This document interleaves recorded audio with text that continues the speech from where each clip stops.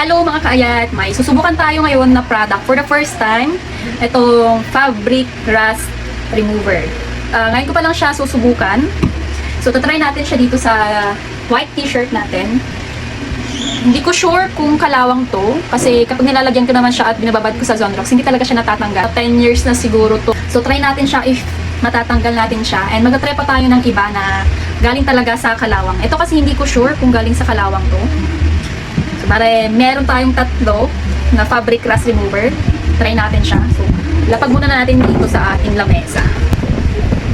First time ko itong gagamitin. So, titignan natin kung totoo yung mga sinasabi nila sa mga reviews na nakakatanggal talaga siya ng kalawang sa mga damit kahit sobrang tagal na.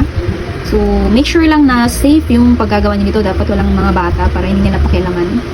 Tingnan siya. Bari naka-seal pa siya. So, tasin natin. Then, yan. So, lalagyan na natin siya mga kayat. Let's see. Ay, bali ano siya? Para siyang may pagka-gel. Akala ko as in na water. Ayan siya, jelly. Ibababad natin siya ng 5 minutes.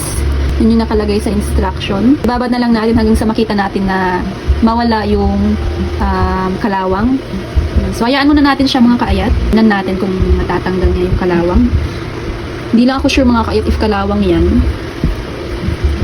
So, maglalagay pa ako ng isa dito. Lampin naman yun. Talagang galing yun sa kalawang kasi sinabit ng asawa ko dun sa may kalawang.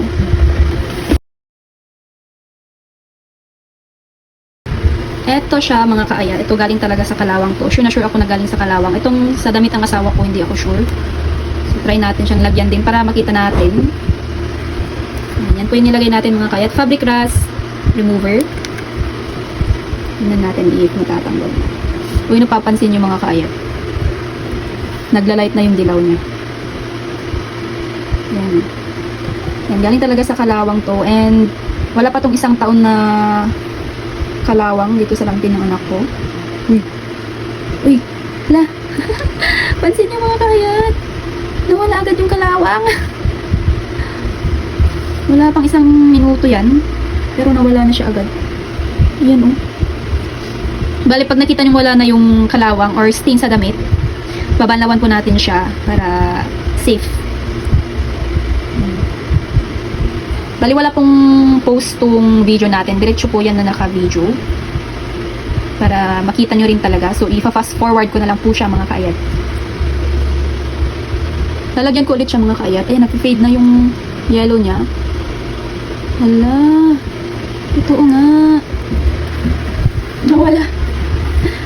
Galing. Legit siya mga kaayat. Buti na ng tatlo yung in-order ko. Napaka-useful nito. So, tatry pa natin siya sa maong naman. May yellow-yellow pa dito na maliliit. Ayan. May maliliit pa dyan na yellow. Lalagyan din natin yan. Yan o.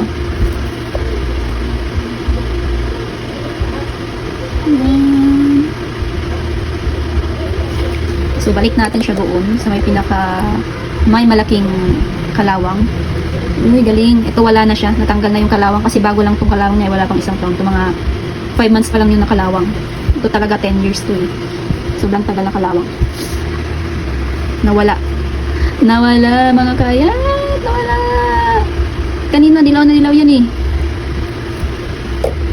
Walang edit to mga kaayat. Walang edit. Ayan. Wala na siya. Lagyan pa natin. Ang galing. Napaka-legit.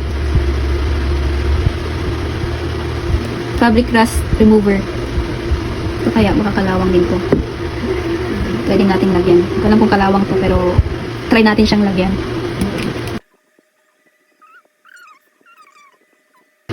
Wow.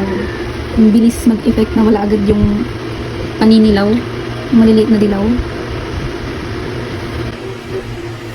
Wow, galing. Wala na siya. Wala na. Ayan, wala na.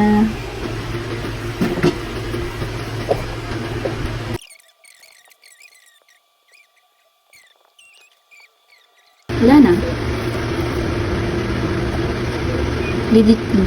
Legit mga kaayat. Kaya kung ako sa inyo, 3 na bilhin nyo para sulit.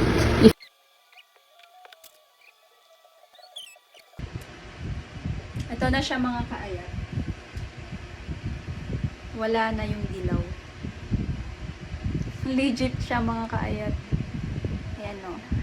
Kung pwede lang din sanang ilagay sa ngipin no. Para managputi din siya, mawala yung paninilaw. Ayan, wala na siya mga kaayat. Legit. Diyan lang kayo makaka-order ng ating legit na fabric rust remover. Ayan. Kung ako sa inyo, 3 na bilhin nyo. First time ko lang to gamitin. Ngayon ko lang to ginamit for the first time. And kita natin, kahit yung sobrang tagal ng kalawang, natatanggal niya. 10 years yan nakalawang.